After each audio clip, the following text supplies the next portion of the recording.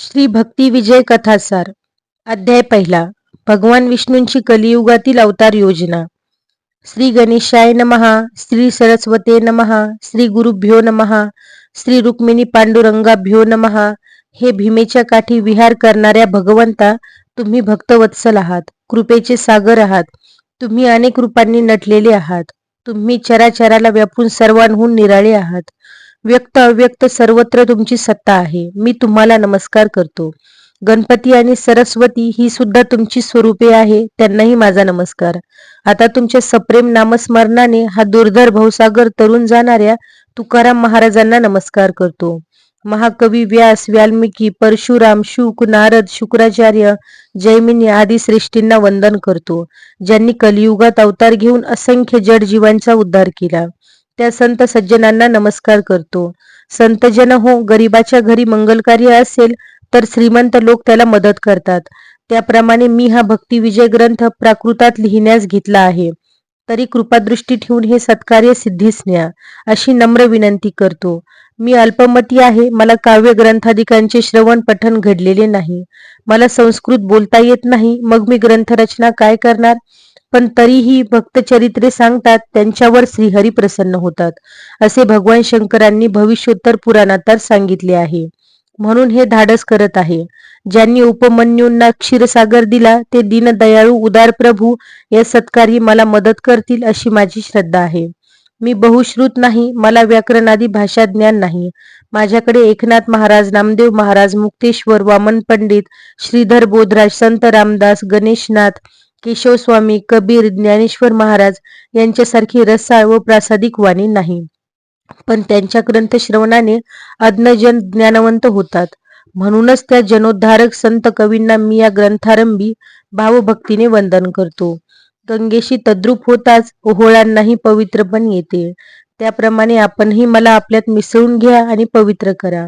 मी अल्पमती असलो तरी आपल्या कृपाप्रसादाने हरिभक्तांची चरित्रे सांगू लागल्यावर ते भक्तभूषण रुक्मिणी रमण श्रीहरी माझ्यावर प्रसन्न होऊन कृपा करतील, यात कोणतेही नवल नाही. आता ज्यांच्या गोत्रात माझा जन्म झाला त्या वसिष्ठांना वंदन करतो. सर्व तीर्थाहून वरिष्ठ असलेल्या माता पित्यांना नमस्कार करतो. आमच्या मातृपितृ कुळाचे पंढरीनाथच दैवत आहे. मी त्यांना वंदन करतो. सागराचे पूजन केल्याने सर्व नद्या संतुष्ट होतात आणि पृथ्वी प्रदक्षिणा केल्याने सर्व तीर्थाटनांचे पुण्यफल प्राप्त होते. त्याप्रमाणे एका पांडुरंगाची उपासना केल्याने सर्व देवते प्रसन्न होतात. ते बुद्धिदत्ता चक्रपाणी जसे वदवतील तशी ग्रंथरचना होईल. ती चरित्रे तुम्ही आवडीने ऐका. आता आपण म्हणाल, महीपतींनी हा ग्रंथ आपल्याच बुद्धीने लिहिला आहे, पण कृपा करून तसा संशय घेऊ नका. उत्तर प्रदेशात नाभाजी नावाचे एक थोर संत होऊन गेले. त्यांना ब्रह्मदेवांचे अवतार मानतात. त्यांनी ग्वाल्हेरी भाषेत संत चरित्रपर मोठा ग्रंथ लिहिला आहे. मानदेशातील उद्भवचित घटन यांनीही भक्तचरित्रे लिहिली आहे. या दोहोंचा समन्वय करून मी भक्तविजय ग्रंथाला आरंभ केला आहे. या ग्रंथाला श्री पांडुरंगाची प्रेरणा व आशीर्वाद आहे. तुम्ही संत मंडळी साक्षात ईश्वर मूर्ती आहात. तुम्ही माझ्या विनंतीचा मान ठेवून हे माझे प्राकृत भाषण मान्य कराल, अशी मला आशा वाटते. तुमच्या कृपाप्रसादाने हा ग्रंथ मान्य होईल. आता कृपा करून या रसाळ भक्ती कथा श्रवण करा. श्रीकृष्णांचा अवतार संपताच कलियुगाचा प्रादुर्भाव झाला. यज्ञ, याग, ज्ञानधर्म, वर्णाश्रम धर्म इत्यादिकांचा लोप झाला. गुरुसेवा, मातृपितृसेवा, पुराण श्रवण, हरिकीर्तन, तपाचरण, सत्य, न्याय, नीती यांची उपेक्षा होऊ लागली. राजे व प्रजा दुराचार करू लागल्या. त्यामुळे कुलस्त्रिया, भक्त, संत, सज्जन या साधूजनांना त्रास होऊ लागला. अशा प्रकारे कलीने निर्दयतेने सर्वांना पिडले. सर्वत्र पाप वाढू लागले. तो पापभार असह्य होऊन धरित्री कंपायमान होऊ लागली. तेव्हा वैकुंठाधिपती भगवान विष्णूंनी आपल्या भक्तांना व देवांना पाचारण करून आपले मनोगत व्यक्त केले. ते म्हणाले, पृथ्वीवर पापभार वाढला आहे. असत्य व अज्ञानाचा अंधार पसरला आहे.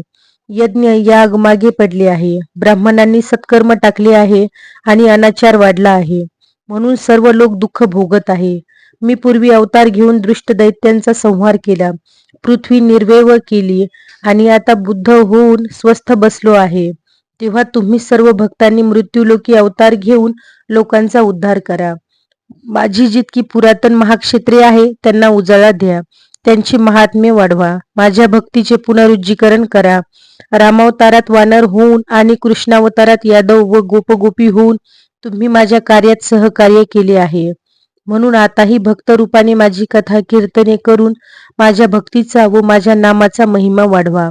लोकांना सन्मार्गाचा उपदेश करून त्यांचे कल्याण करा. न्याय, नीती, धर्म वृद्धिंगत होईल असे करा. मी तुमच्यासाठी सगुण झालो, नाहीतर मला कोण विचारतो? अर्थात तुम्हा भक्ता वाचून मला कोणीही जिवलग नाही. तुम्ही मला यथार्थ जाणता, माझ्यावर मनपूर्वक प्रेम करता, तेव्हा तुमच्याशिवाय माझे उत्तम कीर्तन दुसरे कोण करणार? ते ऐकून सर्व उपस्थितांचे हृदय भरून आले. त्यांनी श्रीहरींचा जय जयकार केला व म्हणाले, देवा, तुम्ही आमचे जीवन आहात आणि तुम्हीच आमचा आश्रय आहात. म्हणून तुम्ही सांगाल त्याप्रमाणे अवतार घेऊन आम्ही लोकांना भक्तीला लावू. तेव्हा श्रीहरी म्हणाले, तुमची वचने ऐकून मला प्रसन्न वाटत आहे. आता मी काय सांगतो ते लक्षपूर्वक ऐका. उद्धव, तुम्ही नामदेव म्हणून पंढरपुरात अवतार घ्या आणि माझ्या नामसंकीर्तनाने दक्षिण देशातील लोकांना भक्तीला लावा. याप्रमाणे मथुरा, गोकुळ, वृंदावनात अक्रूरांनी तर पश्चिमेकडील वाल्मिकींनी अवतार घेऊन कार्य करावे. शुक्राचार्य, तुम्ही यवन कुळात अयोनिसंभव जन्म घेऊन कबीर नावाने माझा अद्भुत नाममहिमा प्रकट करा. वाल्मिकी, तुम्ही तुलसीदासांच्या रूपाने रामभक्ती वाढवा. रामकथेची प्राकृतीत पुन्हा रचना करा. दारुक, तुम्ही डाकोर ग्रामिक रामदास ब्राह्मण व्हा. त्यावेळी मी तुम्हाला द्वारकेहून भेटायला येईल. शिवजी, तुम्ही जुनागड येथे नरसिंह मेहतांच्या रूपाने भक्ती महात्म्य वाढवा. अशा प्रकारे तुम्ही सर्व आधी पुढे व्हा, मी मागून येतोच आहे. ज्ञानेश्वरांच्या रूपाने मी गीतेचा अर्थ सांगीन. त्या समयी ब्रह्मदेव, सदाशिव आणि आदिमाया अनुक्रमे सोपान, निवृत्ती व मुक्ताबाई रूपाने माझी भावंडे म्हणून अवतार घेतील. ते ऐकून सर्वांनी आनंदाने टाळ्या वाजवून त्यांचा जय जयकार केला. देवांनी पुष्पवृष्टी केली. भूलोकी मनुष्य रूपाने जन्म घेऊन हरिचरण जोडता येतात, तेथे हरिकीर्तन ऐकू येते. म्हणून अवतार घेण्याच्या कल्पनेने त्या सर्व वैष्णवांना परमानंद झाला होता. त्यानंतर श्रीहरींची अनुज्ञा घेऊन देवमंडळी अमरावतीस गेली आणि अवतारांच्या योग्य समयाची प्रतीक्षा करत भक्तमंडळी विष्णूंच्या सहवासात वैकुंठातच राहिली. पहिला अध्याय समाप्त.